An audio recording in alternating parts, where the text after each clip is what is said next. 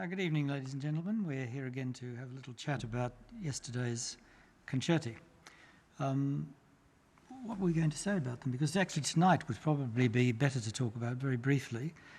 We're going to hear the Paderewski piano concerto for the very first time. Yes, in the history of the competition. Yes. Yeah.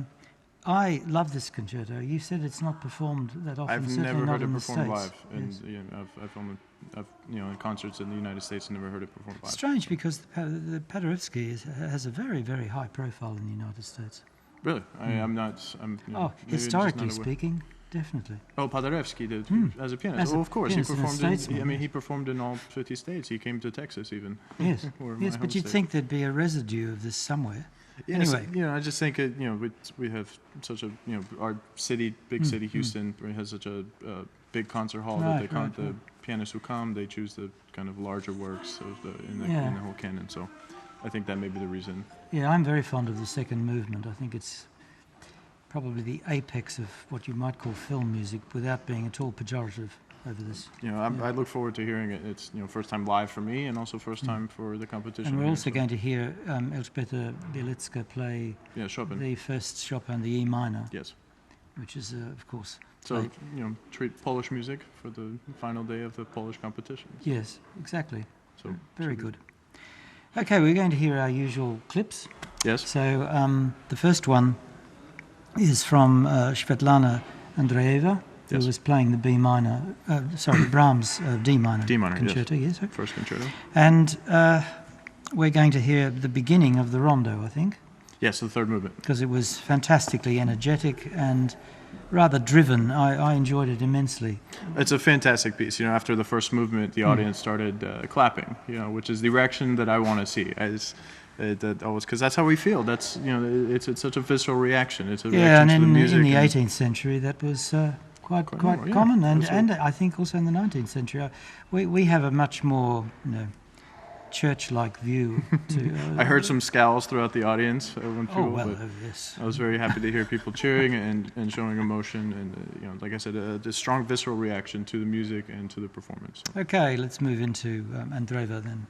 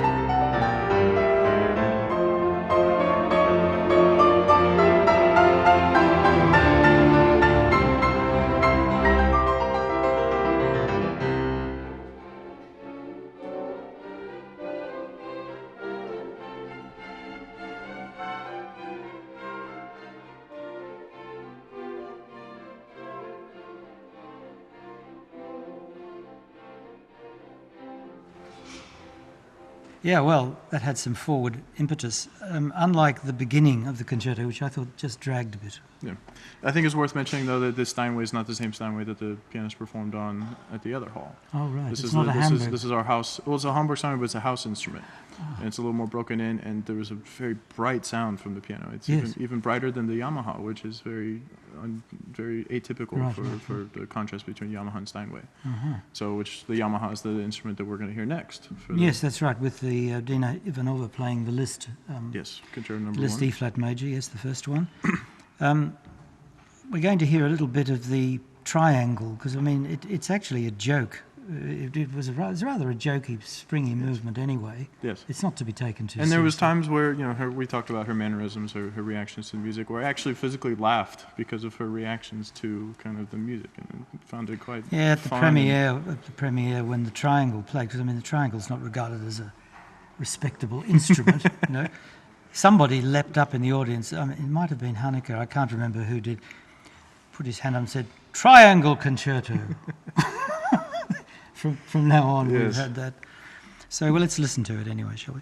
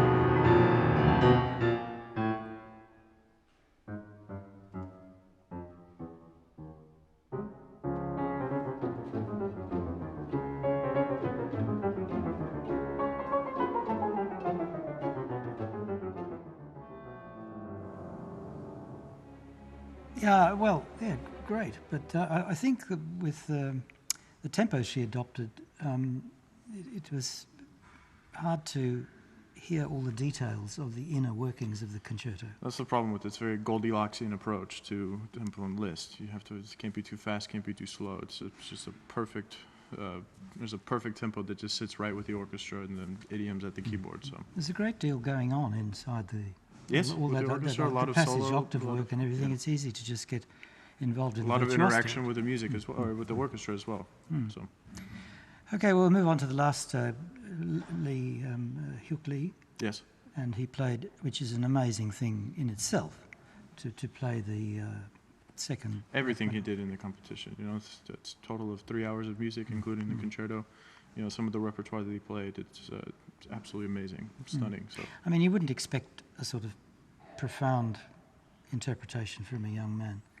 But I mean, the work is in his fingers, and sort of he It's in his dominated head, the yes. entire work digitally. Yes. And I mean, this is one of the major hurdles. Yes. Now all he has Notorious to for do sure. is simply get older, which Just of course let is unavoidable. Yes. Let him mature. Yeah, his performance was perhaps my favorite performance of the evening. Oh, the without a thing. doubt. Yes. And the audience responded incredibly enthusiastically, didn't they? Yes, I think with 5 minutes of bravura and clapping and standing ovations. So. Okay, well, you can join us for the last movement, the end of the movement of the Rachmaninoff.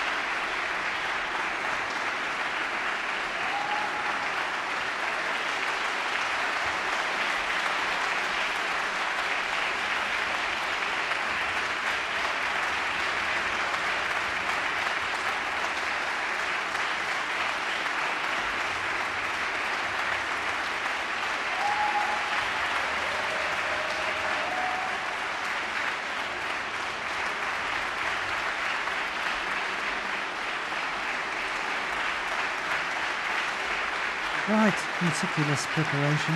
Yes. Meticulous. Even the bowing and everything controlled and fantastic, isn't it? Yeah, tremendous artist, pianist. I look forward to hearing from him in the future. Yeah, he reminds me of the winner of the last Chopin competition, Cho, Yes, a little bit. who was similarly perfectly prepared for everything he did, even the encores. Yeah, very focused young mind. I think a genius, brilliant Yes. artist. So. Fantastic future ahead, I would say. Yes. Yes. Okay, well, we'll be joining you tomorrow briefly again, just to recap on how the Paderewski went and the Chopin. And of course, tomorrow is the Laureates concert, and by then we'll know the winner of the competition. So, good evening, everybody, and I hope you can join us. Bye-bye. Good evening.